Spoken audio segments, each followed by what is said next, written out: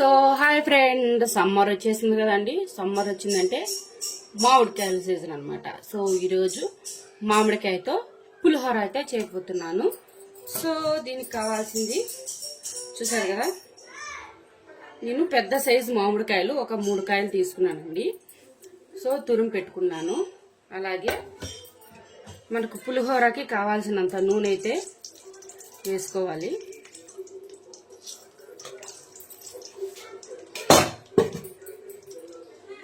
So ఇప్పుడు నూనె అయితే కాగనిచ్చేద్దాం. సో ఇప్పుడైతే నూనె అయితే కాగిందండి. సో దీంట్లో శనగకాయ పప్పులు అయితే వేసేస్తున్నా.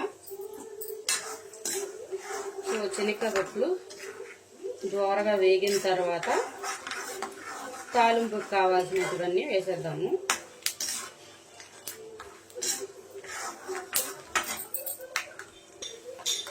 సో చూసారు కదా, మన శనగకాయ పప్పులు కూడా వేగిపోయాయండి. ఇప్పుడు ఆవాలు అయితే వేసేద్దాము. సో ఆవాలు, అలాగే 4 ఎండుమిరపకాయలు అయితే తుంచి పెట్టుకొని వేసేద్దాము. సో ఇవన్నీ బాగా వేగనివ్వాలి. లో ఫ్లేమ్లో పెట్టుకొని వేయించుకోవాలి.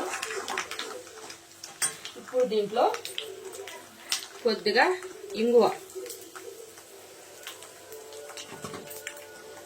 అయితే వేసేద్దాము. అలాగే 1 స్పూన్ పసుపు.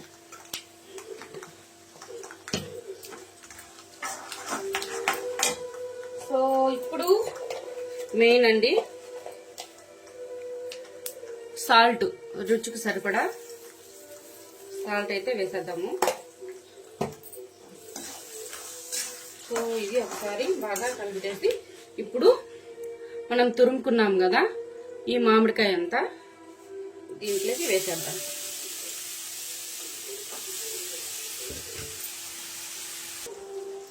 సో చూసారు కదా,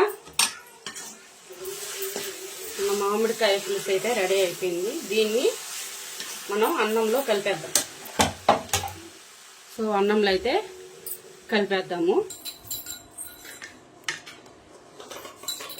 సో చూసారు కదా, మన మామిడికాయ పులిహోరకి రెడీ అయిపోయింది. ఇప్పుడు వేడి వేడి అన్నం అయితే చల్లారి పెట్టేశాను.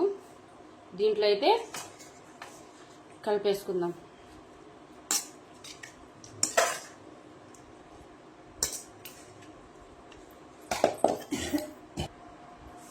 సో మామిడికాయ పులిహోర అయితే చూడండి ఎంత బాగా వచ్చిందో.